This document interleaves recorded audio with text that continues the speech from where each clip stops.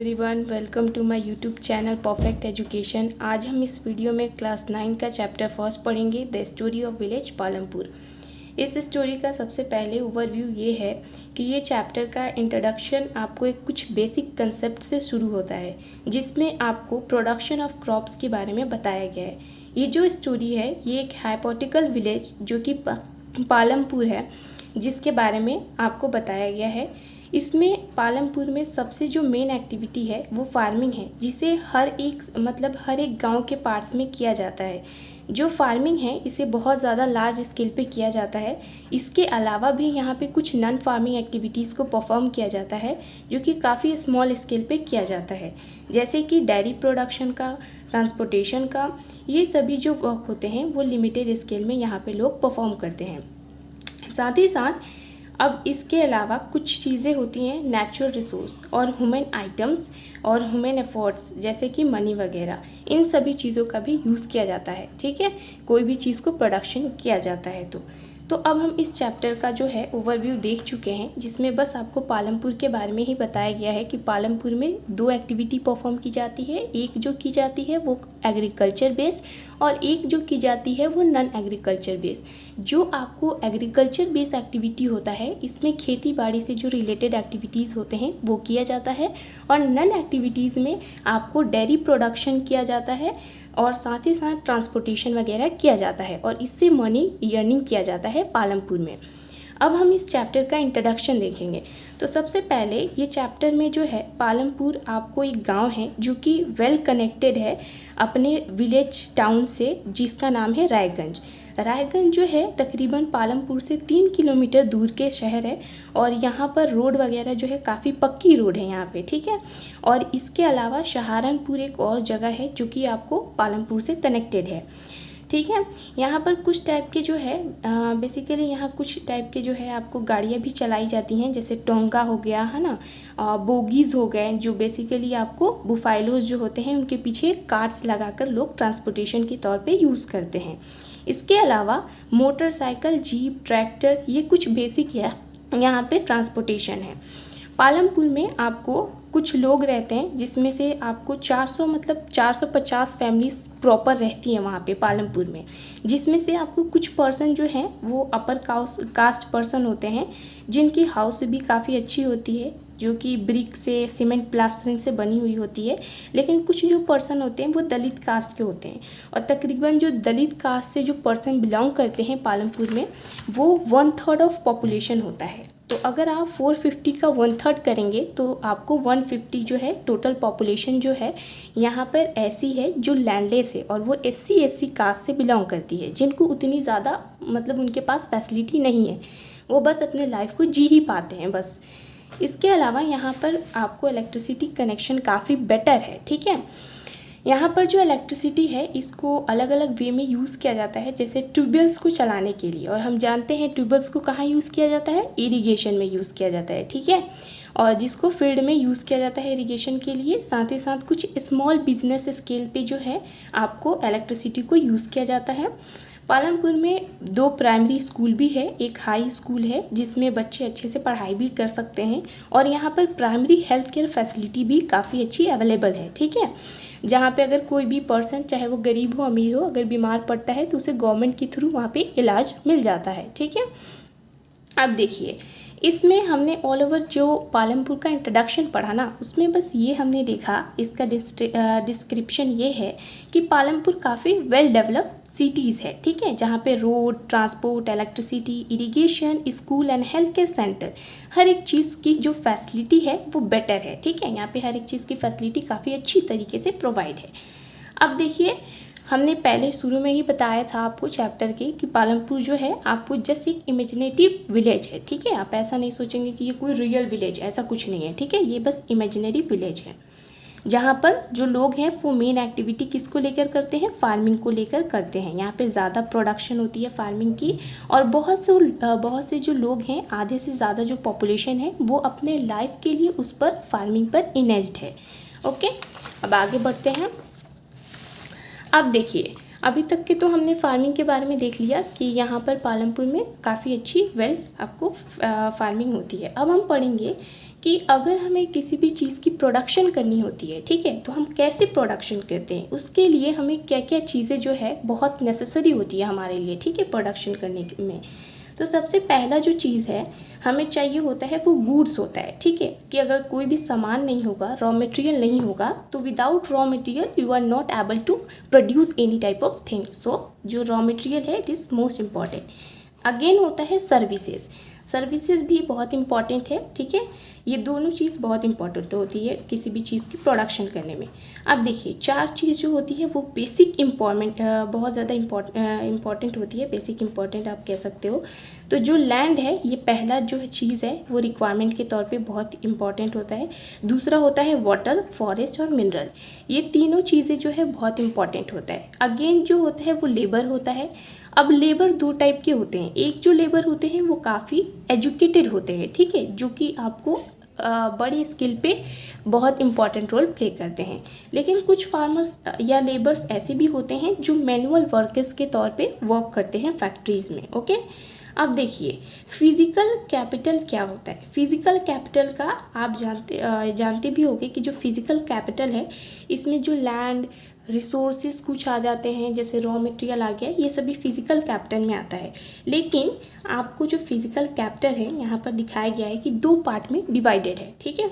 जो पहला physical capital आता है वो होता है फिक्स कैपिटल, और जो दूसरा आता है दैट इज़ वर्किंग कैपिटल, ठीक है। फिक्स कैपिटल में क्या क्या चीज़ें आती हैं, जैसे टूल हो गया, मशीन्स हो गया, बिल्डिंग्स हो गई, ठीक है। लेकिन इनमें एक चीज़ ये होती है कि आपको ये जो चीज़ें होती है ना आप एक बार ही यूज़ कर सकते हो, ठीक है।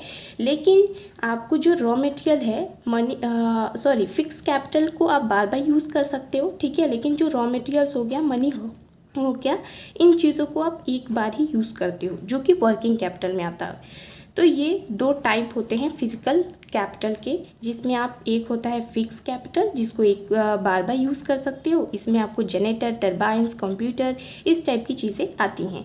और जो दूसरा होता है that is working capital. Working capital में आप क्या कह सकते हो कि इसको जो है हम ओनली 1 टाइम यूज़ करते हैं, चाहे वो रॉ मटेरियल हो गया या फिर मनी हो गया। अगर एक बार हमने मनी को यूज़ करके कोई भी चीज़ का प्रोडक्शन कर दिया तो अगेन हम उस चीज़ को नहीं यूज़ कर सकते हैं, ठीक है। तो ये 2 पार्ट्स होती हैं आपको फिज़िकल कैपिटल की।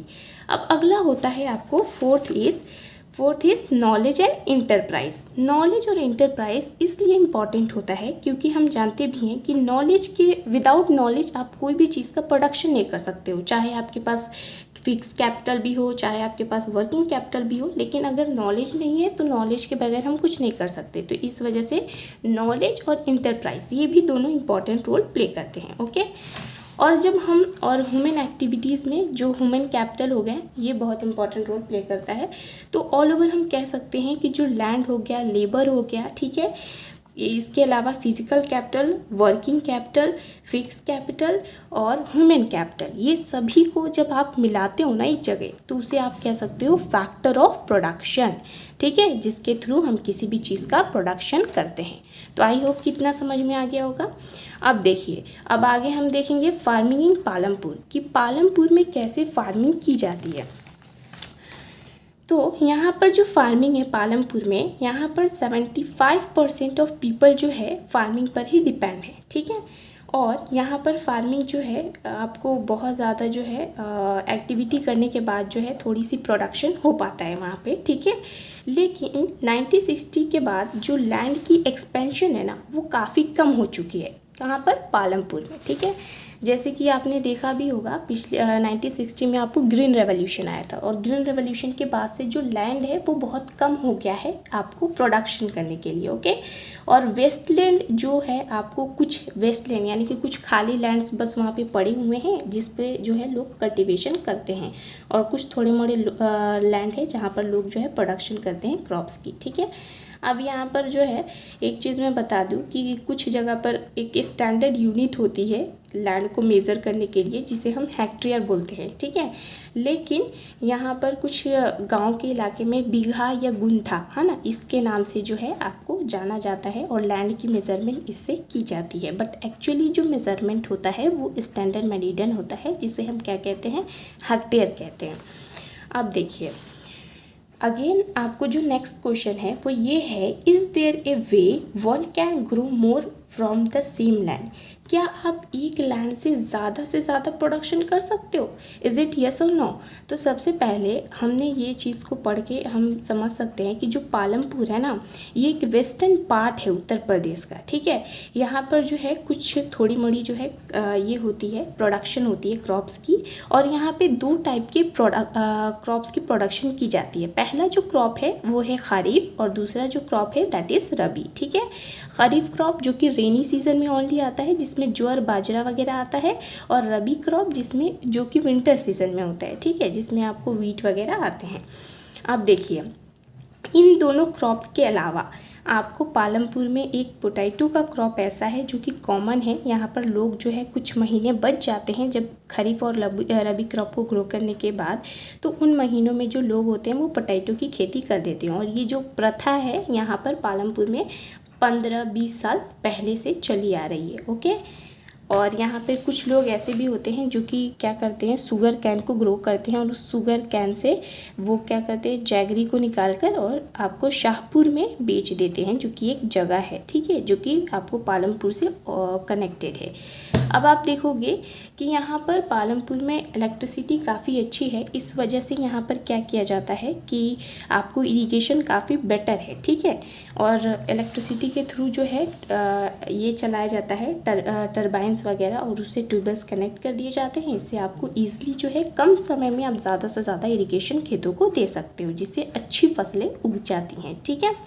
लेकिन आज के समय में भी 40% ऐसे भी आपको एरिया हैं जहाँ पर जो आपको बारिश पर फसलें डिपेंड होती हैं, वहाँ पे उतनी अच्छी वाटरफॉल नहीं है, ठीक है। तो ये चीज़ें भी आपको हो रही हैं। नेक्स्ट होता है मल्टीपल क्रॉपिंग। क्या होता है, तो देखिए, अगर एक साल में ना एक लैंड पे आप अलग अलग टाइप के क्रॉप को ग्रो कर रहे हो तो उसे हम मल्टीपल क्रॉपिंग कहेंगे, ठीक है।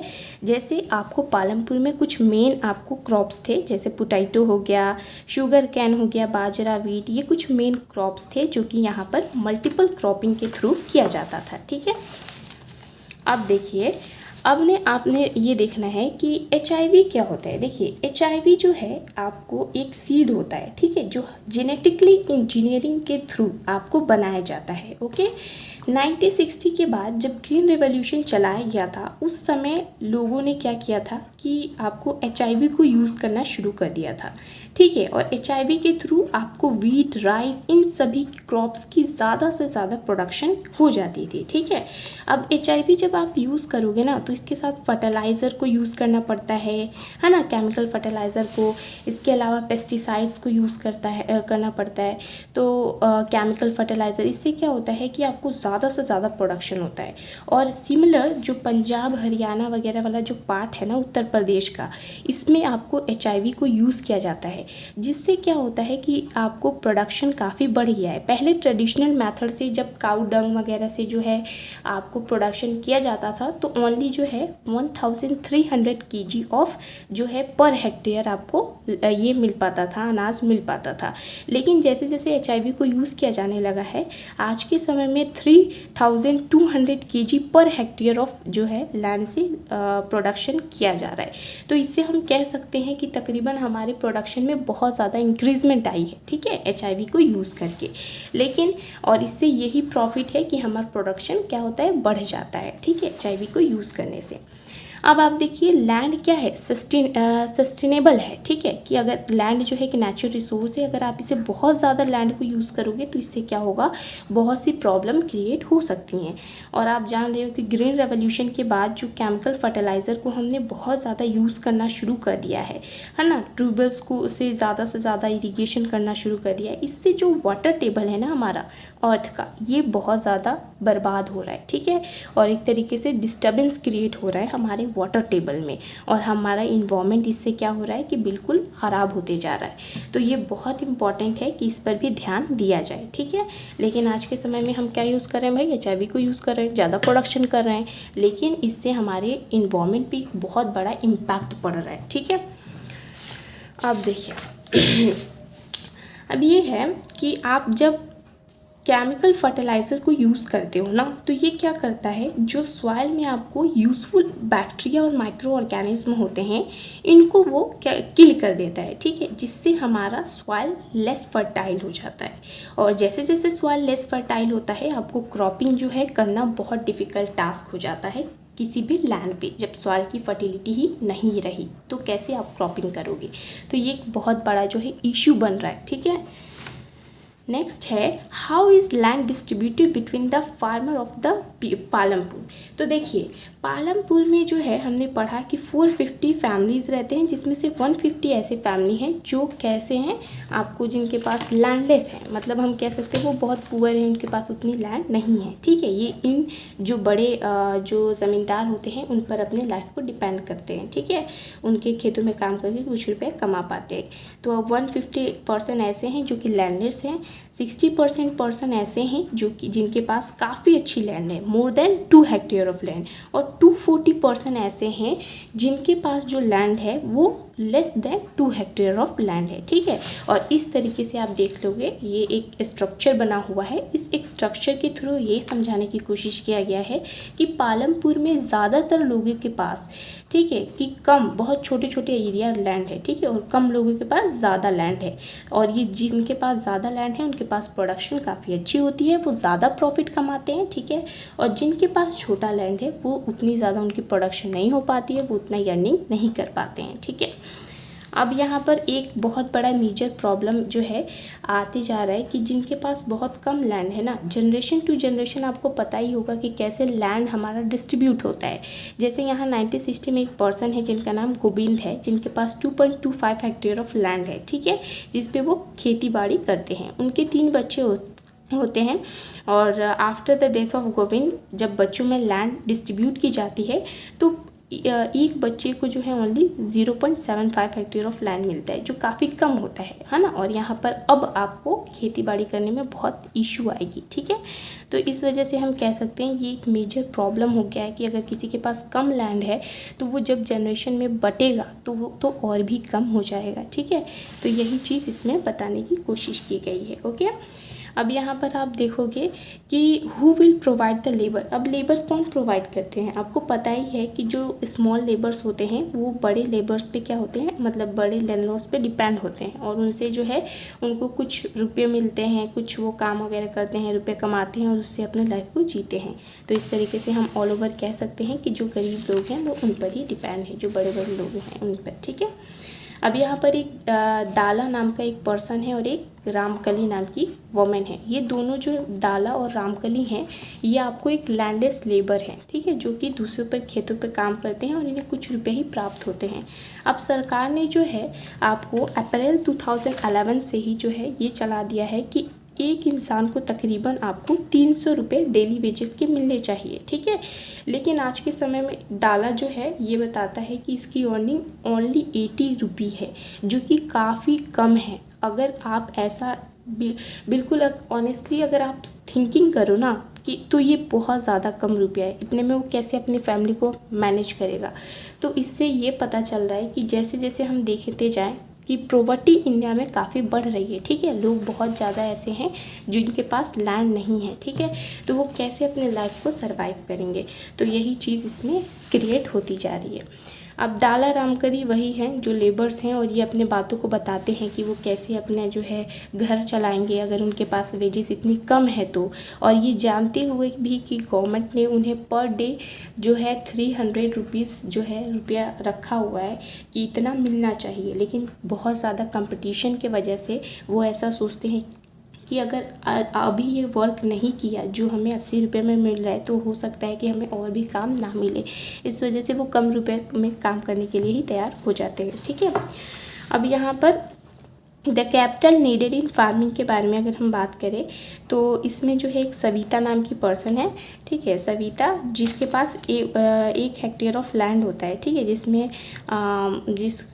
और उतना अच्छा उसका अर्निंग नहीं होता है। तो इस वजह से जो है वो 3000 रुपये जो है पैसा लेती है तेजपाल सिंह से, जो कि आपको एक लैंडलॉर्ड रहता है, ठीक है, इससे रुपया वो लेती है और फिर जो है अपना खेती वगैरह करने के लिए जो है तैयार होती है। परंतु जो है उसे जो रुपये मिलते हैं वो 4 महीने के लिए जो है 24% उस पर इंटरेस्ट लगता है, जो कि काफ़ी हाई होता है। लेकिन सविता उसे प्रॉमिस करती है कि वो बहुत हार्डवर्क करेगी और उसका पैसा चुका देगी, ठीक है। और सविता इस वजह से अपने घर के काम भी करती है, साथ ही साथ अपने भी खेतों में काम करती है और तेजपाल के भी खेतों में काम करती है, ठीक है। इस तरीके से जो है उसका लोन वो चुकाती है। अब यहाँ पर आपने देखना है, तो ये तो आपने समझ लिया कि कैसे गरीब के लिए एक बहुत बड़ा ही एक मेजर प्रॉब्लम होते जा रहा है फार्मिंग, ठीक है।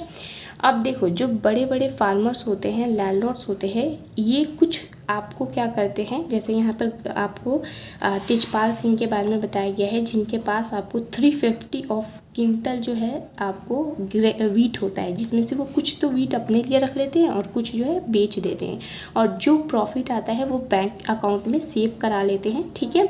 और फिर उसी से अगले साल कुछ काम करेंगे, ठीक है, अगले साल उसको इन्वेस्ट करेंगे या फिर उससे कुछ मशीन्स वगैरह ले लेंगे। तो इस तरीके से जो है उनका लाइफ बहुत ईजी है। लेकिन जो छोटे फार्मर होते हैं, गोविंद, सविता, इनके जैसे जो फार्मर होते हैं, इन्हें अलग अलग प्रॉब्लम को फेस करना पड़ता है, क्योंकि इन्हें उतनी अच्छी अर्निंग नहीं हो पाती है, ठीक है।